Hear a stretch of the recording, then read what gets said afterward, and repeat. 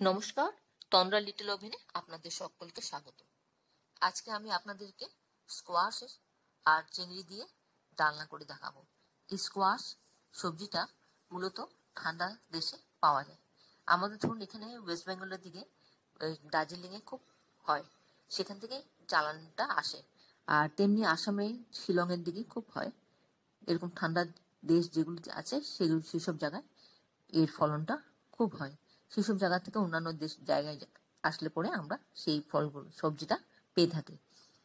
এই সবজিটা দিয়ে রান্নাটা খুবই সুস্বাদু হয়। একবার এইভাবে করে খেয়ে দেখবেন, আশা করি আপনাদের ভালো লাগবে। তাহলে আসুন আমি রান্নাটা কিভাবে করলাম সেটা একটু দেখে নিই। এখানে আমি স্কোয়াশ সবজিটা নিয়ে নিয়েছি। স্কোয়াশটা দেখতে কিরকম হয় দেখুন, বাজারে কিন্তু পাওয়া যায়, মাঝে মাঝে আসে। এই স্কোয়াশ দিয়ে নানানটা সবজি করা যায়। দেখতে অনেকটা পেঁপের মতো দেখতে হলেও কিন্তু ঠিক পেঁপের মতো নয়, খেতে কিন্তু পেঁপের মতো মোটেই নয়, খুব ভালো খেতে।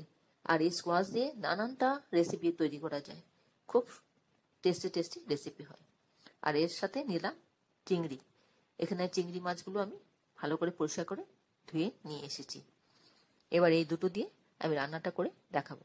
আমি স্কোয়াশগুলোকে কেটে নিয়েছি, আমি ডুমো ডুমো করে কেটে নিয়েছি, আমি আপনাদেরকে দেখাচ্ছি। দেখুন এখানে স্কোয়াশ কিরকম আমি টুকরো টুকরো করে নিয়েছি। এই রান্নাটার জন্য এইভাবে কেটে নিতে হবে, এরকম টুকরো টুকরো করে। আর নিয়েছি এর সাথে মানিয়ে আলুটা আমার সেদ্ধ করা টুকরো টুকরো করে নিয়েছি। আর নিয়েছি একটা কাঁচা লঙ্কা, এরকম টুকরো করে নিয়েছি আলু, আর একটা কাঁচা লঙ্কা নিয়েছি। তাই দিয়ে রান্নাটা করব। ওভেনে কড়াটা বসিয়ে দিলাম। এবার এর মধ্যে আমি দিয়ে দেব সর্ষের তেল। রান্নাটা আমি সর্ষের তেলই করব। তেলটা একটু গরম হোক, তার জন্য অপেক্ষা করছি। তেলটা গরম হলে এর মধ্যে আমি কেটে রাখা আলুটা দিয়ে দিলাম, আর দিলাম নুন আর স্বাদ মতন আর হলুদ গুঁড়ো। এবার সবগুলো মিশিয়ে ভালো করে মিশিয়ে লাল করে ভেজে তুলে নেব। আলুগুলো ভাজা হচ্ছে, লাল হয়ে গেলে তারপর আমি তুলে নিচ্ছি। আমার ভাজা হয়ে গেছে, এবার তুলে নিচ্ছি।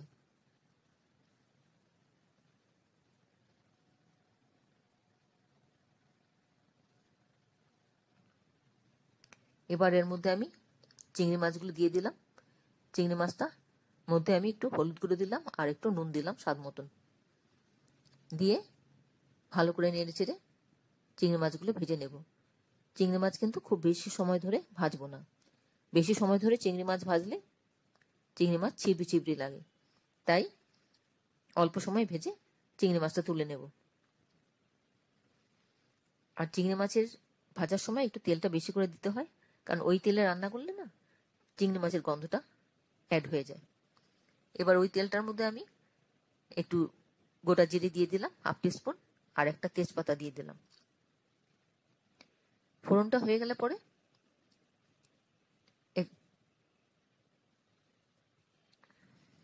ফোড়নটা আমার হয়ে গেছে। এবার এর মধ্যে স্কোয়াশটা দিয়ে দিলাম। স্কোয়াশের টুকরোগুলো দিয়ে আবার একটু নুন, আবার একটু হলুদ গুঁড়ো দিয়ে দেব, দিয়ে ভালো করে মিশিয়ে একটু জিরে গুঁড়ো দিলাম, একটু আদা বাটা দিলাম, দিয়ে ভালো করে মিশিয়ে নেব। ভালো করে মিশিয়ে একটু ভাজা ভাজা মতনও হবে মশলাটা। একটু জল দিয়ে দেবো এখন, কারণ তা না হলে মশলাটা পুড়ে যাবে।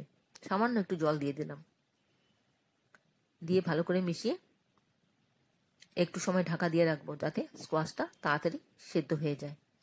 স্কোয়াশ খুব তাড়াতাড়ি রান্না হয়ে যায় কিন্তু। ঢেকে দিলাম। 2 মিনিট বাদে আমি ঢাকনাটা খুলে দেখছি, অনেকটা নরম হয়ে গেছে।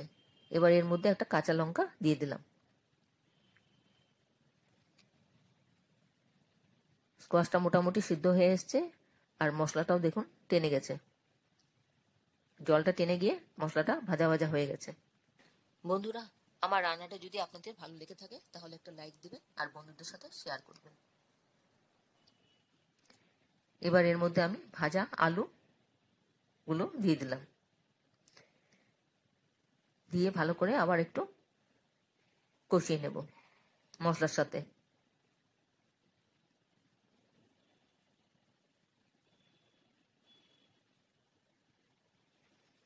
এভাবে খানিকক্ষণ কষানো হয়ে গেলে আমি এর মধ্যে পরিমাণ মতো জল দিয়ে দেব। জলটা একটু ফুটে উঠুক। জলটা ফুটে উঠলে খানিকক্ষণ আমি এটা আরো 2 মিনিট মতন আমি ফুটতে দেব। তাতে কি হবে, স্কোয়াশটা পুরোপুরি ভালো করে সেদ্ধ হয়ে যাবে।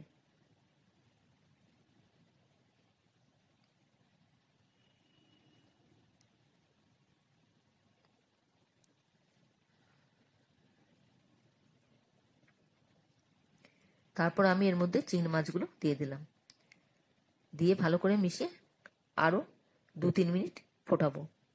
আপনারা কে কোথা থেকে আমার এই রেসিপিটা দেখছেন প্লিজ একটু কমেন্ট বক্সে কমেন্ট করবেন, আমার তাহলে খুব ভালো লাগবে। আর নতুন কোনো বন্ধু প্রথমবার আমার চ্যানেলটাকে দেখে থাকলে আপনাকে আমার চ্যানেলটাকে সাবস্ক্রাইব করে নেওয়ার জন্য অনুরোধ করলাম। প্লিজ আমার চ্যানেলটাকে সাবস্ক্রাইব করে নেবেন, পাশে থাকা বেল আইকনটা অ্যাক্টিভেট করে নেবেন, যাতে পরবর্তী আমার সমস্ত রেসিপি নোটিফিকেশন সবার আগে আপনার কাছে এসে পৌঁছয়। ভালো লাগলে একবার এইভাবে করে খেয়ে দেখতে পারেন। আমি সব শেষে গরম মশলা দিয়ে দিলাম। এবার গরম মশলা দিয়ে খানিকক্ষণ নাড়াচাড়া করব, করে আবার স্ট্যান্ডিং টাইম দিয়ে প্লেটিং করে নেব। এতক্ষণ ধৈর্য ধরে আমার এই রেসিপিটা দেখার জন্য আপনাদেরকে অসংখ্য অসংখ্য ধন্যবাদ। আপনারা সকলে ভালো থাকবেন, সুস্থ থাকবেন, ঈশ্বরের কাছে কামনা করি। আর এই ধরনের নতুন নতুন রেসিপি দেখতে আমার চ্যানেলটাকে সাবস্ক্রাইব করে নেবেন, পাশে থাকা বেল আইকনটা অ্যাক্টিভেট করে নেবেন, যাতে পরবর্তী আমার সমস্ত রেসিপি নোটিফিকেশন সবার আগে আপনার কাছে এসে পৌঁছায়। দেখুন আমার রান্নাটা পরিবেশন করে নিলাম। তাহলে আসি বন্ধু, আবার দেখা হবে আপনাদের সাথে পরবর্তী রেসিপিতে। ভালো থাকবেন সবাই, নমস্কার।